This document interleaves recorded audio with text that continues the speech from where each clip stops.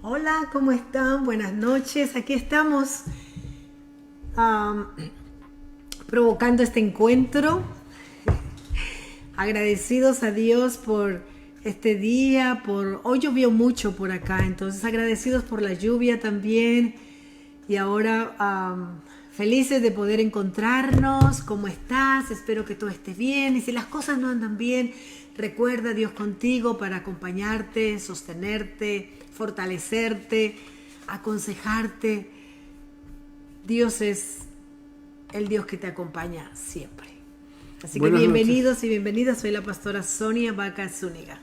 Saluda al pastor Oscar Zúñiga por acá y hoy culminando el estudio bíblico de Pedro el pescador. Vamos a comenzar como siempre alabando justamente con las palabras del apóstol Pedro. Él escribe en un texto que luego lo voy a leer, que todos nosotros somos, que los cristianos somos real sacerdocio, nación santa, pueblo adquirido por Dios. Somos pueblo de Dios. Y que nuestro propósito es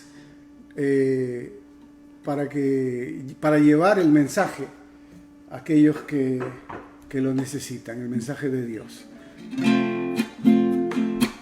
Somos el pueblo de Dios, somos un pueblo especial, llamados para anunciar las virtudes de aquel que nos llamó a su luz. Somos el pueblo de Dios, sí lo somos. Su sangre nos redimió. Aleluya. Y su espíritu dio para darnos poder y ser testigos de él.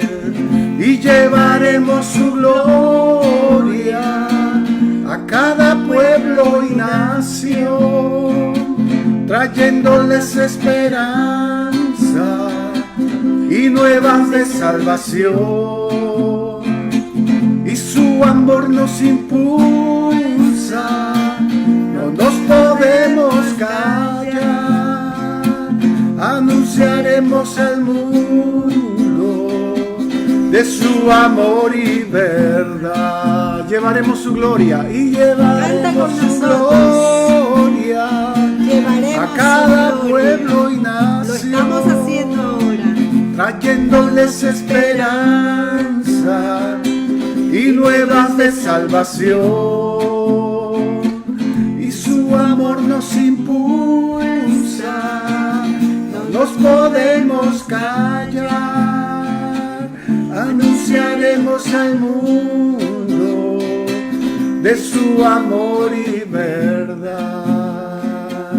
Anunciaremos al mundo de su amor y verdad. Señor, gracias por esta noche, gracias por tu amor que nos bendijo. Tú nos llamaste a ser tu pueblo, a ser tus sacerdotes y nos diste una misión. Gracias por este momento, por esta noche, por las personas que nos escuchan y se unen a esta transmisión. En el nombre de Jesús. Amén. Amén. Quiero saludar a Claribel Soto y Ángela Licea que están ahí. Muchas gracias por los saludos y también un abrazo gigante para ustedes. También a Juana Moreno. Buenas noches. También Dios te bendiga a ti, a Walter y a toda la familia. Tita Vaca desde Lima, Perú. También bendiciones para ti, Tita.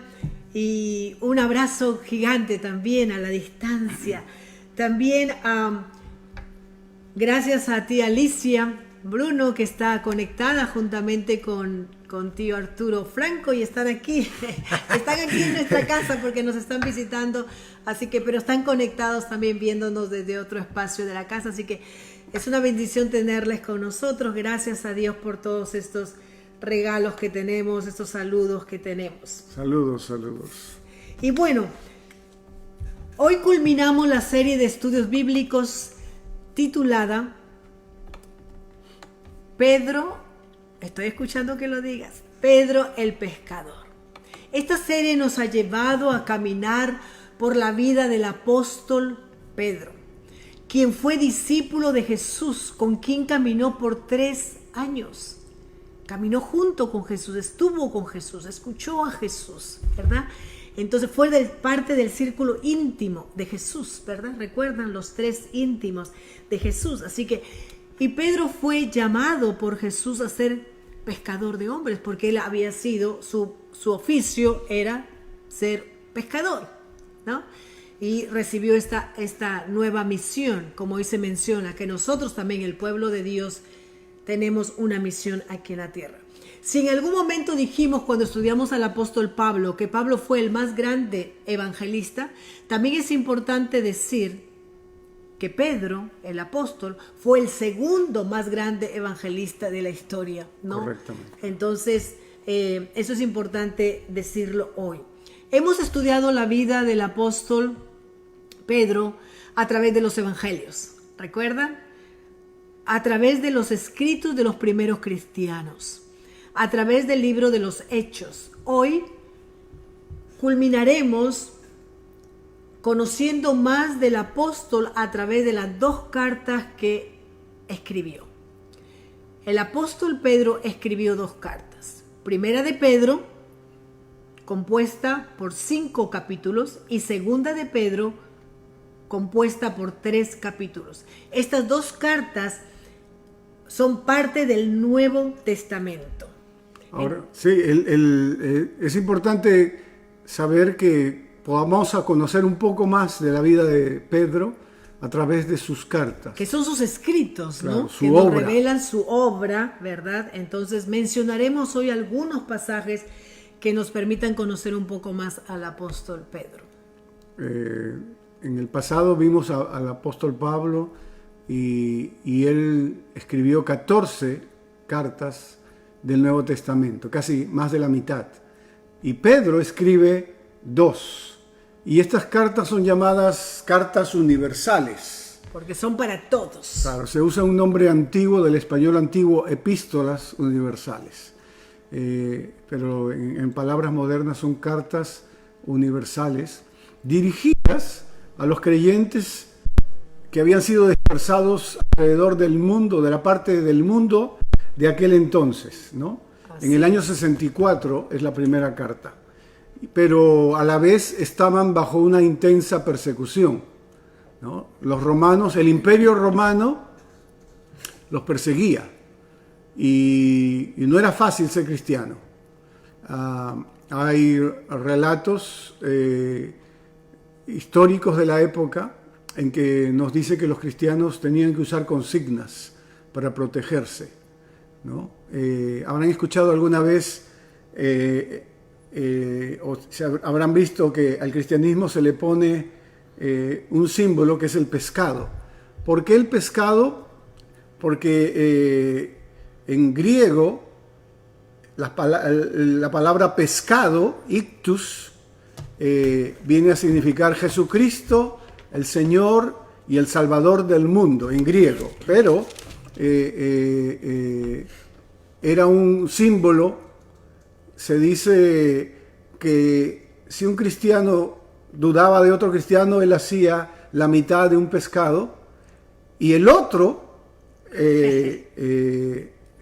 cristiano, si no entendía el símbolo o la consigna, pues no hacía.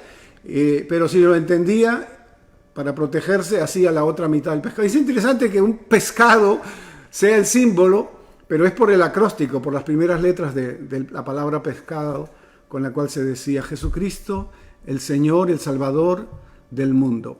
Ahora, y hablamos de Pedro el pescador, ¿no? Interesante que el pescado sea un símbolo del cristianismo, aunque hoy en día, obviamente sabemos que la cruz es el símbolo más universal que se conoce. Máximo, ¿no? Claro. En esa carta, entonces, él les invita a los cristianos a permanecer firmes en la fe, a seguir teniendo esperanza. Les exhorta también a a predicar y compartir el Evangelio. ¿Y quién, sino Pedro, había experimentado persecución, golpes, cárcel, amenaza, castigos?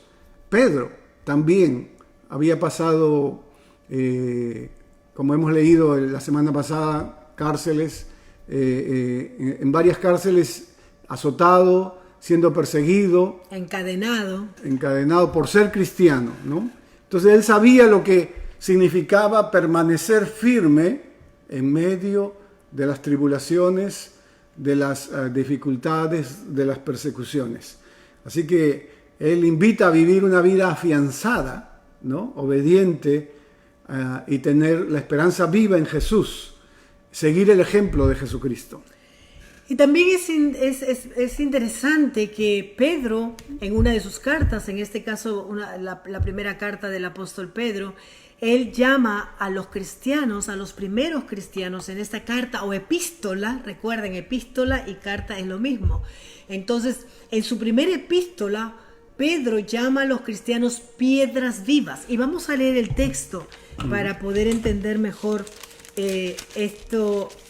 Como siempre citamos algunos versos, ¿verdad? De las cartas. Y entonces aquí tenemos en Primera de Pedro, capítulo 2, versículo 4 al 7, dice: Cristo es la piedra viva, rechazada por los seres humanos, pero escogida y preciosa ante Dios. Al acercarse a Él, también ustedes son como piedras vivas con las cuales se está edificando una casa espiritual. De este modo llegan a ser un sacerdocio santo. Lo acabamos de cantar, el mensaje. Para ofrecer sacrificios espirituales que Dios acepta por medio de Jesucristo. Así dice la Escritura: Miren que pongo en Sión una piedra principal escogida y preciosa, y el que confíe en ella no será jamás defraudado. Para ustedes los creyentes esta piedra es preciosa, pero para los incrédulos la piedra que desecharon los constructores ha llegado a ser la piedra angular. Tal vez cuando Pedro escribe estos versos, él está evocando esa experiencia que tuvo con Jesús, ¿verdad? Que también la mencionamos en algunos miércoles pasados, en Mateo 16, 18, ¿verdad? Cuando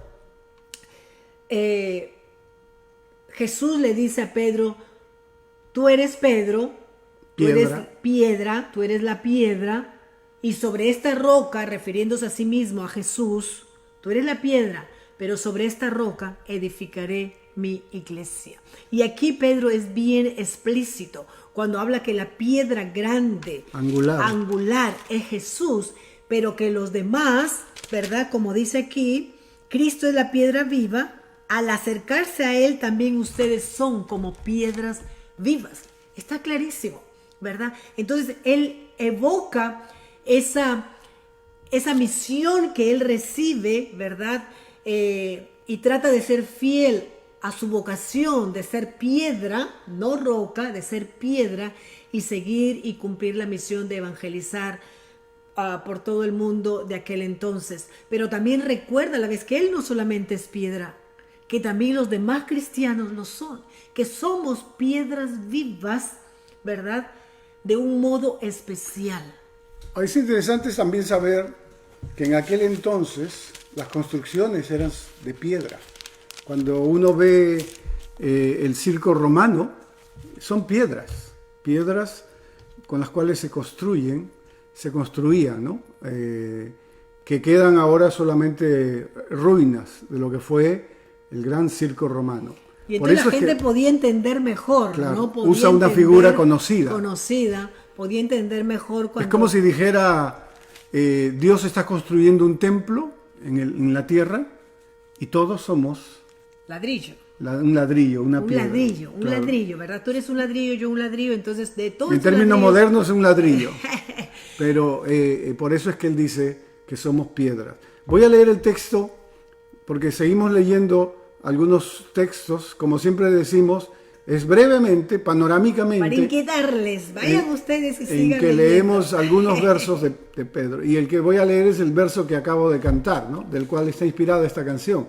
Dice: mas vosotros sois linaje escogido, real sacerdocio, nación santa, pueblo adquirido por Dios, para que anunciéis las virtudes de aquel que os llamó de las tinieblas a su luz admirables. Real sacerdocio. Cuando él usa la palabra real sacerdocio, está diciendo que todos los cristianos somos sacerdotes. Martín Lutero interpretó en su reforma, en la reforma que él quería de la iglesia, interpretó claramente eso. No hay un mediador aparte de Jesús entre Dios y los hombres, solo Jesús, y nosotros todos somos sacerdotes. Y por eso es que él habla de este pasaje. Martín Lutero usa y habla del principio de la reforma protestante que se llamaba el sacerdocio de todos los cristianos, el sacerdocio universal de los cristianos. Es decir, soy un sacerdote, tú eres un sacerdote, cada uno de nosotros, hombres y mujeres, somos sacerdotes. ¿Y cuál era la función de un sacerdote? Representar a Dios delante del pueblo y representar al pueblo delante de Dios. Todos somos sacerdotes en ese sentido. Ahora, era un tiempo de persecución desesperante. Cuando menciono el circo romano, ustedes lo saben. Por la historia universal incluso. Claro, eran lugares donde presentaban espectáculos de muerte y presentaban a fieras o luchadores, gladiadores contra los cristianos, como una forma de espectáculo, obviamente. De burla, pero desastroso. también de alguna manera creo que amedrentar a los nuevos seguidores, ¿no? Que si ellos seguían en este camino, recuerdan los del camino, que también lo mencionamos, terminarían de igual forma. Entonces, a propósito de mencionar el circo romano, es una atracción en Roma hasta el día de hoy, pero ¿qué puede ver en eso? Es solamente ruinas, ¿no? No pudieron contener la fuerza del cristianismo. Y el circo romano son solamente ruinas, ¿no? Está derrotado. El imperio romano fue derrotado por la fuerza de Dios, por el empuje, su amor, ¿no? Por el amor evangelizador de Pedro hacia los cristianos. Lo que los seres humanos hacemos muchas veces queda en ruinas, pero lo que Dios hace permanece para siempre. Amén. Déjenme leer otro texto también de la obra que nos permite conocer a Pedro y su conocimiento, su experiencia. Dice: padeciendo como cristianos. 1 Pedro 4:12 al 16. Amados, no se sorprendan del fuego de prueba que os ha sobrevenido, como si alguna cosa extraña os aconteciese, sino gozaos por cuanto sois participantes de los padecimientos de Cristo, para que también en la revelación de su gracia, de su gloria, os gocéis con gran alegría. ¿Sois vituperados en el nombre de Cristo? Si sois vituperados en el nombre de Cristo, insultados, son bienaventurados, porque el glorioso Espíritu de Dios reposa sobre vosotros. Ciertamente de parte de ellos Él es blasfemado, pero por ustedes es glorificado. Así que ninguno de ustedes padezca como homicida, o ladrón, o malhechor, o por entremeterse en lo ajeno. Pero si alguno padece como cristiano, no se avergüence, sino glorifique a Dios por ello. En otras palabras, avergüénzate de tu mala conducta, tus malas acciones, tu mal comportamiento, pero no te avergüences de hacer lo bueno, de ser un seguidor de Cristo, un discípulo, correcto. De hacer lo correcto, de hacer lo que Dios espera de cada uno de nosotros, ¿verdad? La segunda epístola o carta, recuerden que epístola es lo mismo que carta, la segunda carta pareciera ser que se escribió poco tiempo después de haber sido terminada la primera, unos meses después, ¿no? Y se presenta como una continuación de la primera. Son dos cartas que están juntas, primera de Pedro, segunda de Pedro. Entonces la segunda parece ser una continuación de la primera y está está dirigida a las mismas personas, como dijimos, a todos los cristianos que están allí siendo perseguidos y dispersados, ¿no? Dispersados por diferentes partes. No hay un destinatario, una comunidad que está como destinatario, sino que está destinada a todos los cristianos de aquel entonces. Recordemos que las cartas eran las formas de comunicación de aquella época, dado que no siempre se podía viajar de un lugar a otro, y esas cartas eran copiadas y eran distribuidas en las comunidades cristianas lo más que se podía. Y si usted la lee, va a encontrar que, según las mismas palabras del autor, Pedro la dictó. O sea, no la escribió él con su propia mano, la dictó, y pareciera ser que fue un poco antes de su martirio. ¿Y cuál es el propósito de esta segunda carta? O sea, ¿por qué la escribe Pedro? Bueno, Pedro la escribe porque estaba alarmado por los falsos maestros que habían aparecido, que se habían infiltrado en la iglesia, ¿verdad?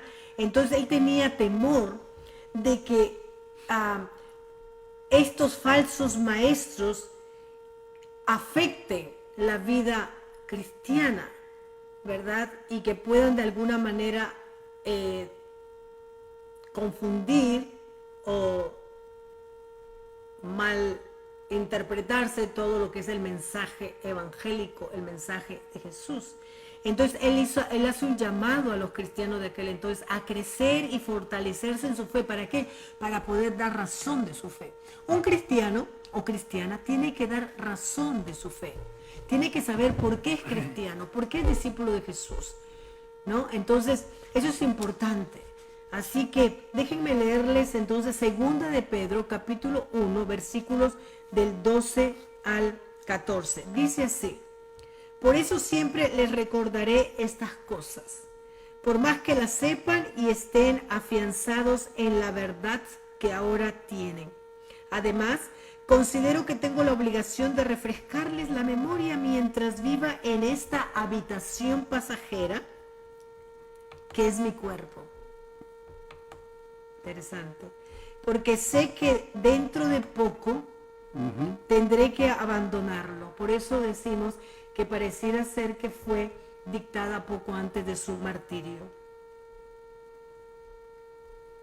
Según me lo ha manifestado nuestro Señor Jesucristo. Dentro de poco abandonaré este cuerpo.